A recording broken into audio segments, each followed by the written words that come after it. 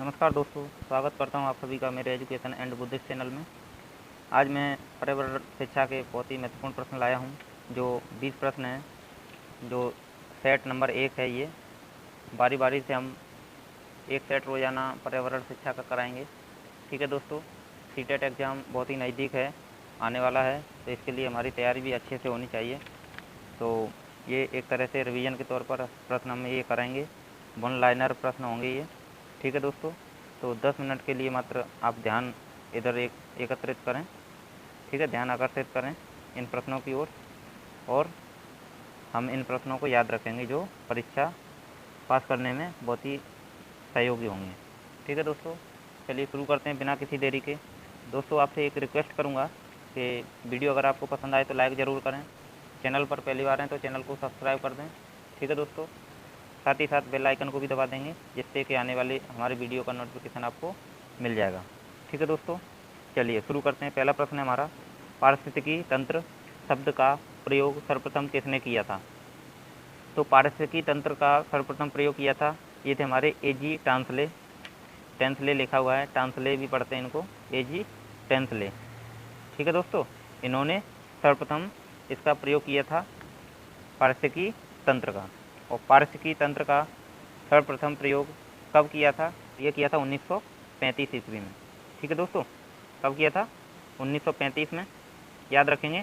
और साथ ही साथ एक और प्रश्न बता देते हैं, इस पारिस्थितिकी तंत्र है ये, इसका प्रयोग किया था एजी टांसले ने।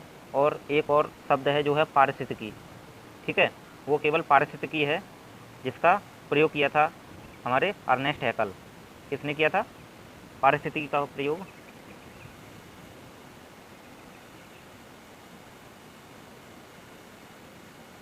पारिस्थितिकी पारिस्थितिकी का प्रयोग किया था हमारे किसने? अर्नेस्ट हैकल, इनका नाम है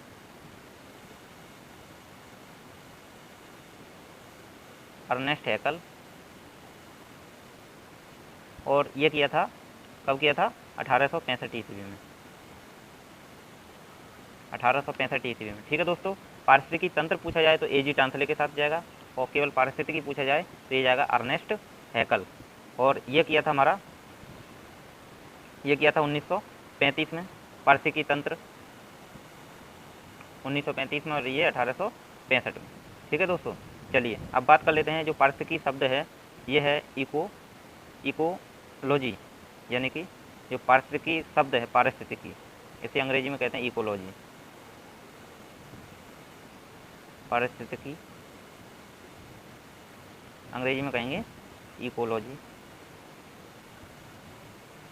इकोलॉजी। ठीक है दोस्तों, और पारिस्थितिकी तंत्र आ जाएगा तो कहेंगे इसे इकोसिस्टम। क्या कहेंगे? इकोसिस्टम, या फिर ऐसे हिंदी में लिख देंगे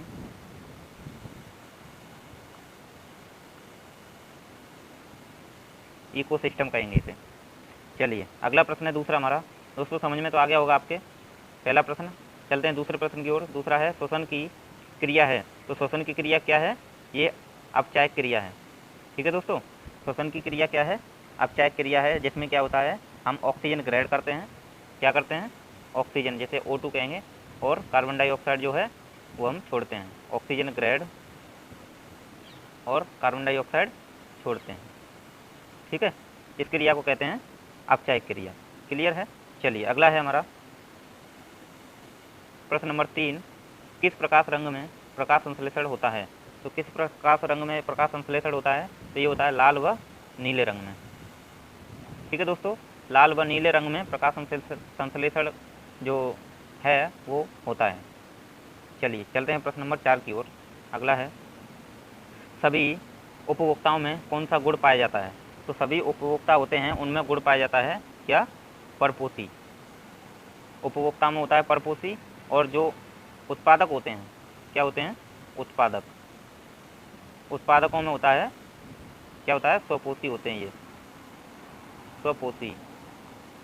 अब परपोषी और स्वपोषी क्या होता है? परपोषी होता है जो दूसरों के ऊपर निर्भर रहता है, अपने भोजन के लिए दूसरों के ऊपर निर्भर रहता है, वो होता है परपोषी।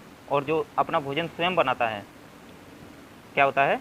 अपना भोजन प्रकृति से स्वयं बनाता है, वो होता है हमारा स्वपोषी, यानी कि स्वयं पर निर्भर। ठीक है, चलिए अगला है 5 नंबर, द्वितीयक उत्पादक किसे कहते हैं। तो दोस्तों द्वितीयक उत्पादक किसे कहेंगे, ये कहते हैं हम परपोषी उपभोक्ता जंतुओं को। परपोषी उपभोक्ता जंतुओं को यानी कि जो दूसरों के ऊपर भोजन के लिए निर्भर रहने वाले जंतु होते हैं उनको हम द्वितीय उत्पादक कहते हैं। ठीक है दोस्तों, द्वितीय उत्पादक कहते हैं किसको, जो भोजन के लिए दूसरों पर निर्भर रहते हैं, दूसरे जंतुओं पर। परपोषी उपभोक्ता जंतुओं को कहते हैं जो भोजन के लिए दूसरों पर निर्भर रहते हैं। क्लियर। चलिए अगला है हमारा, वे जंतु जो दूसरे जंतुओं का शिकार करके अपना भोजन प्राप्त करते हैं, यानी कि दूसरे जंतुओं का शिकार करके अपना भोजन प्राप्त करते हैं, कहलाते हैं, क्या कहलाते हैं ये, प्रेडेटर्स, यानी कि मांसाहारी, हिंदी में मांसाहारी।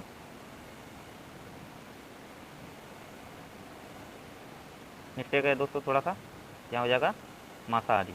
चलिए अगला प्रश्न है हमारा, कुछ जंतु शाकाहारी एवं मांसाहारी दोनों होते हैं, कहलाते हैं। तो जो जंतु मांस भी खा लेते हैं और पेड़ पौधे भी खा लेते हैं तो वो कहलाते हैं हमारे सर्वभक्षी, यानी कि इसे शाकाहारी भी कहते हैं। क्या कहते हैं, शाकाहारी। अगला प्रश्न है हमारा 8 नंबर, जो है आपकी स्क्रीन पर। दोस्तों प्रश्न कैसे लग रहे हैं जल्दी से लाइक ज़रूर कर दें, साथ ही साथ अपने सभी दोस्तों में शेयर कर दें ये प्रश्न, जिससे कि उनको भी लाभ मिल सके इनका।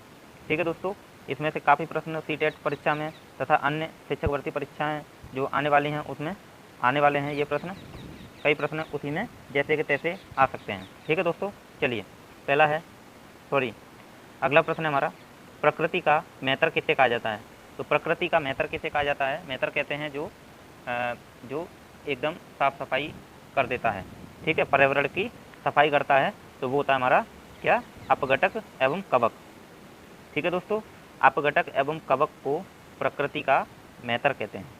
ठीक है, चलिए बहुत ही महत्वपूर्ण प्रश्न है, जीवीय एवं अजीवीय घटकों में संबंध स्थापित करते हैं। तो जीवीय घटक और अजीवीय घटक जो होते हैं उनमें संबंध स्थापित कौन करता है, अपघटक करते हैं।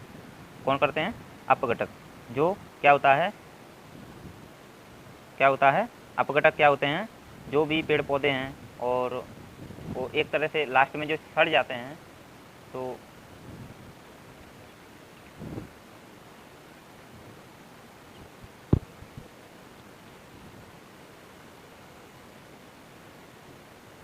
चलिए दोस्तों चलते हैं प्रश्न नंबर 10 की ओर। 10 नंबर, खाद्य श्रृंखला में ऊर्जा का प्रवाह किस दिशा में होता है। तो खाद्य श्रृंखला में ऊर्जा का प्रवाह एक ही दिशा में होता है। ठीक है दोस्तों, किस दिशा में होता है, एक ही दिशा में।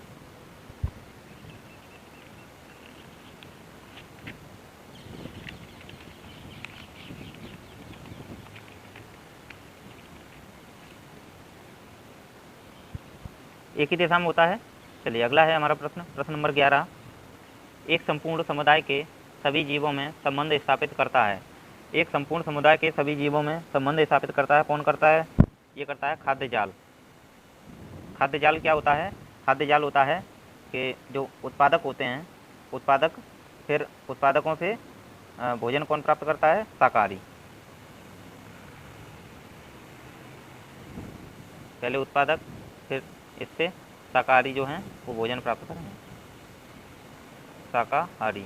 और शाकाहारी को जो खाते हैं वो कहलाते हैं क्या, मांसाहारी।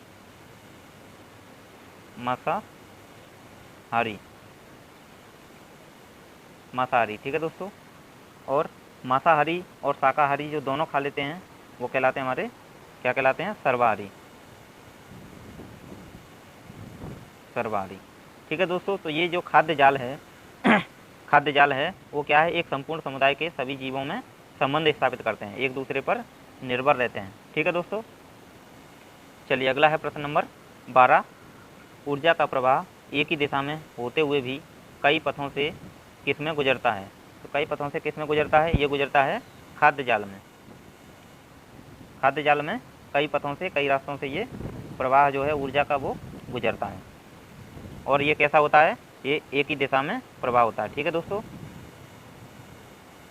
एक ही दिशा में। ठीक है, चलिए अगला है, पारिस्थितिकी विज्ञान में ऊर्जा मापने की इकाई है। तो पारिस्थितिकी विज्ञान में ऊर्जा मापने की इकाई क्या है? तो ये है हमारी ऊष्मा। पारिस्थितिकी विज्ञान में ऊर्जा मापने की इकाई है ऊष्मा, यानी कि ऊष्मा द्वारा जो ऊर्जा है उसको मापा जाता है। अगला है प्रकृति की एक क्रियात्मक इकाई है। तो प्रकृति की एक क्रियात्मक इकाई क्या है? तो ये है हमारी पारिस्थितिक तंत्र, जिसे हम क्या कहते हैं? इकोसिस्टम। इकोसिस्टम। चलिए अगला है हमारा प्रश्न नंबर 15। सर्वाधिक गर्म ग्रह कौन सा होता है? तो सर्वाधिक गर्म ग्रह होता है हमारा शुक्र। ठीक है दोस्तों, याद हो रहे होंगे प्रश्न। चलिए अगला है हमारा सर्वाधिक ठंडा ग्रह कौन सा है? गर्म ग्रह हमारा शुक्र हो गया, और ठंडा पूछा जाए तो होता है ये वरुण ग्रह। ठीक है दोस्तों, चलिए अगला प्रश्न है हमारा सबसे बड़ा ग्रह पूछा जाए तो ये हो जाएगा हमारा बृहस्पति, और छोटा पूछा जाए तो ये हो जाएगा हमारा बुध। ठीक है दोस्तों, और सर्वाधिक घनत्व वाला ग्रह कौन सा है? सर्वाधिक घनत्व वाला ग्रह है पृथ्वी। घनत्व वाला ग्रह कौन सा है? पृथ्वी। और अंतिम प्रश्न है दोस्तों हमारा सूर्य के निकट, यानी कि सूर्य के सबसे निकटस्थ ग्रह कौन सा है? तो ये हो जाएगा हमारा बुध। कौन सा हो जाएगा दोस्तों? बुध जो है वो पृथ्वी के सबसे निकट, सूर्य के सबसे निकट है ये ग्रह बुध। ठीक है दोस्तों, सूर्य के सबसे निकट ग्रह कौन सा है? बुध है। तो ये थे हमारे मोस्ट इम्पोर्टेंट 20 प्रश्न पर्यावरण विषय से। कैसे लगे प्रश्न आपको? दोस्तों पसंद आए हो तो वीडियो को लाइक ज़रूर करें, और कमेंट बॉक्स में बता सकते हैं कि वीडियो हमारा कैसा लगा। ठीक है दोस्तों, मिलते हैं अगले वीडियो में। ये सेट नंबर 1 था, अगला सेट हमारा आएगा तो उसको आप ज़रूर देखें। साथ ही साथ अपने सभी दोस्तों में ये वीडियो ज़्यादा से ज़्यादा शेयर कर दें, और चैनल को सब्सक्राइब करने के लिए कहें। चलिए दोस्तों, मिलते हैं फिर अगले वीडियो में। तब तक के लिए नमस्कार।